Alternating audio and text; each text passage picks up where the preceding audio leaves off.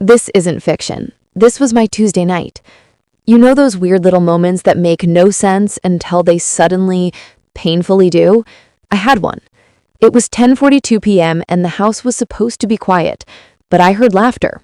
Not just any kind of laugh, the hush-hush kind, floating down from the rooftop. My stomach flipped. I told myself it was nothing. Maybe Daniel was just having one of his rooftop breaks. Maybe Emily was dropping something off. Innocent things, harmless things. But everything felt wrong. I climbed slowly, biting back the shake in my hands, my heart pounding so loud I thought they'd hear it before I reached the top. One step, two. The hatch creaked, and then I saw them. Together, close, whispering. His hand on her waist like it lived there, and without saying a word, I locked the rooftop door. I'm Sarah. This is my story. Before we dive in, tell me where you're watching from, and don't forget to subscribe. You're not alone. I thought trusting your husband was normal until mine and my neighbor proved me wrong. Before that night changed everything, my life looked almost picture perfect. I'm Sarah, 32, a graphic designer who works from home. My husband Daniel, 35, tall, charming, predictable in all the comforting ways, was the kind of man who made sure the trash was out by 8 a.m. and never missed our Sunday brunch routine. We lived in a quiet corner of Oregon. Our little two-bedroom home had a coffee-scented kitchen, herb planters on the porch, and fairy lights in the backyard we hung up together one summer night, wine-drunk and laughing. It felt like home. It felt safe. A few houses down was Emily, 28, the kind of neighbor you aren't just friendly with, you genuinely like. Sweet, soft-spoken, endlessly helpful. She was a vegan, a yoga teacher, and obsessed with houseplants. We'd exchange recipe videos, roll our eyes at early morning leaf blowers, and split bottles of Pinot on my patio. She once brought over herbal tea when I caught a cold. We had inside jokes. We sent each other Pinterest boards. For a while, she felt more like a little sister than a neighbor. Daniel would joke that we had our own girls' club, and I believed he felt left out. Turns out, he'd found his own way in. It's strange looking back. There was no sound of shattering glass, no thunderclap before the betrayal, just the hum of a peaceful life, quietly cracking beneath the surface. It never starts with fireworks. It starts with whispers, shifts so small you question your sanity for noticing them. Daniel began taking work calls on the rooftop, at night. At first, I thought nothing of it. He said it helped him think, escape all the noise. Logical, right? But Daniel's not a rooftop person. He hates bugs. He's always been a couch guy. That's what I told myself the first few times. Then Emily started coming over in clothes that didn't match her usual earth-toned, yoga-tucked aesthetic. Suddenly, her outfits had a flirt to them. Soft silk, red lipstick. We'd be halfway into a wine night, and she'd get up to adjust her top when Daniel walked by. One night, she mentioned needing someone to watch her cat while she visited her mom. Daniel volunteered before I even opened my mouth. He said, "It's no big deal," brushing past me. Our inbox became oddly cold. Daniel's emails used to end with smiley faces, inside jokes. Now they were bullet points, and he started locking his phone, even around me. Still, I trusted him. I trusted her. What kind of person doubts this deeply without proof? Until proof found me. One night, after Daniel claimed to be working late, I went to water the porch plants. As I walked by the rooftop stairs, something caught my eye. A wine glass, half full, lipstick stained. Just one, and no one in sight. I waited until morning, casually asked them both if they'd been up there. They shrugged, said no. It was the casualness that hurt more than the lie. When your gut speaks, but your heart silences it, betrayal lives in that silence. Mine was already screaming. I just hadn't learned to listen. It was just after midnight, the kind of quiet where even the refrigerator hum feels too loud. I couldn't sleep. My chest was tight, my thoughts circling places they weren't supposed to go. Daniel said he was asleep. I even checked. His side of the bed was empty, still faintly warm. Then I heard it. Faint laughter. Muffled, like it didn't want to be heard, coming from the rooftop. That same rooftop where the wine glass had waited weeks ago. I moved slowly, barefoot, holding my breath. Each step up the narrow wooden stairs creaked louder than the last, like the house itself was warning me. My fingers trembled as I reached for the latch to the rooftop hatch. I opened it, just a crack, and then I froze. The night air brushed against my face, chilled and thin. And there they were, Daniel and Emily. She was sitting sideways on his lap, her arms wrapped around his neck like something from a movie he and I never got to star in. His hands traced her back, slow, familiar, like he'd done it before. A soft moan escaped her lips. She smiled. He kissed her shoulder. They hadn't noticed me. Everything slowed. The rooftop fairy lights we hung together on that summer night flickered above them like witnesses. My heartbeat was so loud I thought it would give me away. But outside, I was quiet, paralyzed, hair clinging to my face, lungs burning from the smallest breaths. I didn't scream. I didn't cry.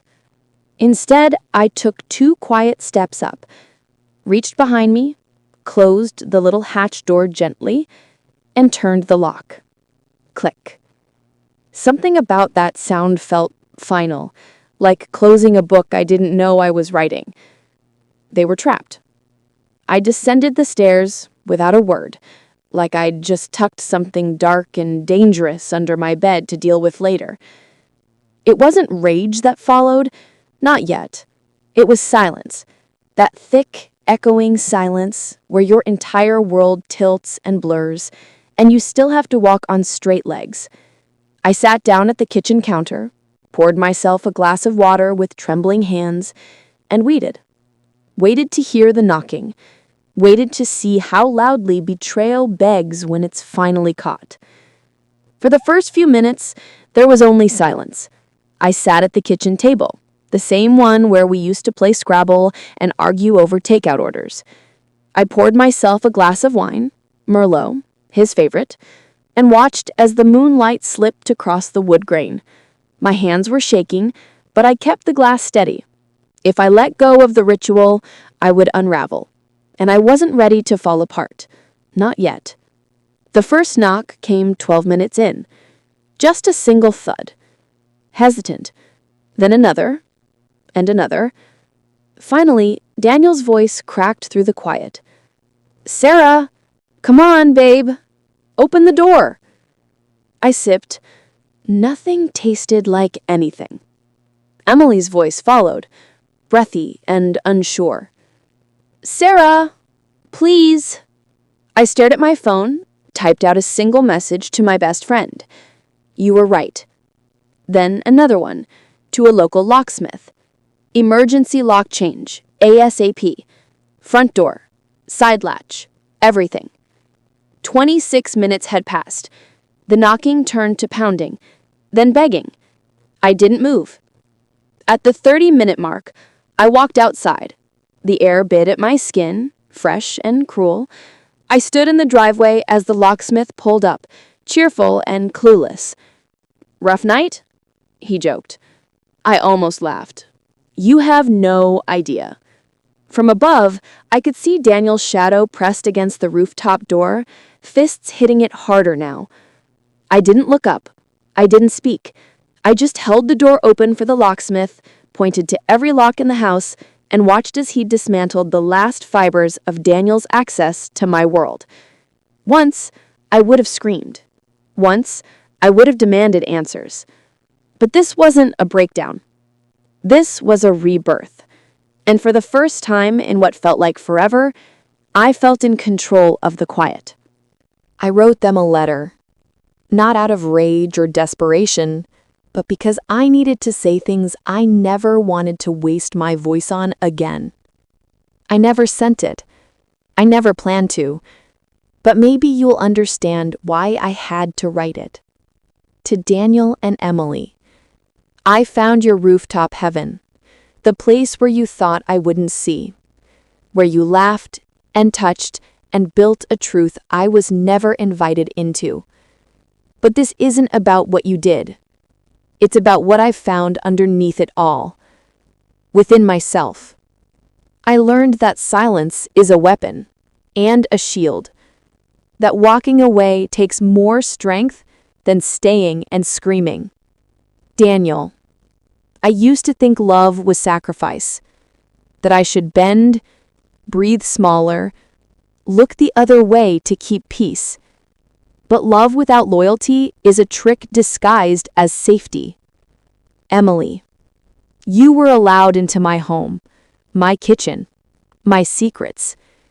You thought you borrowed my trust, but really, you taught me discernment. You showed me how to see people. Finally. I don't hate them. Not anymore. Anger is heavy, and I've carried enough. What I hold now is light, clarity, boundaries, the sound of my own voice when I stopped whispering around others' comfort. Let me tell you what betrayal taught me. That my value doesn't shrink just because someone else couldn't recognize it. That healing isn't clean or quick, but it's intentional. And that sometimes the words we don't send are the ones that finally set us free. I moved out 2 weeks later. No grand scene, no dramatic conversation, just packed what was mine, physically, emotionally, and left behind the version of me who tolerated less than I deserved. I started therapy, not to fix myself, but to find myself again. The Sarah who once laughed fully, trusted freely, and knew the difference between loyalty and performance. I changed my number, blocked his, and deleted Emily from every corner of my digital world. Emily moved away. Daniel emailed an apology. I didn't read it. Closure isn't something you're handed, it's something you create for yourself. What I've learned is simple, but it changed everything. Your silence is your loudest boundary. Sometimes not responding is the most powerful answer. Sometimes walking away is louder than staying and explaining. Pain is a portal. It tears you apart just to show you the pieces you forgot were yours. To every woman watching this, if your door closed, maybe it wasn't rejection. Maybe it was redirection. And maybe, just maybe, it saved your life. If you've ever been betrayed, lied to, or made to feel small in someone else's story, just know this: you're not alone. This space isn't just for storytelling, it's for healing. If any part of my experience echoed something inside you, I invite you to share your story in the comments. Or, if you're not ready, just type "me too." Because sometimes those 2 words are enough to remind someone else they aren't going through this in silence. We don't hide here. We don't shrink to make others more comfortable. We show up for ourselves and for each other. So if you felt seen, stay, subscribe, join a community that honors truth, pain, growth, and everything in between. This isn't just about what happened on a rooftop. It's about what rises after. Thank you for being here, truly. And if you're still standing after everything life has thrown at you, do me one favor. Own that strength out loud, because you deserve to be heard.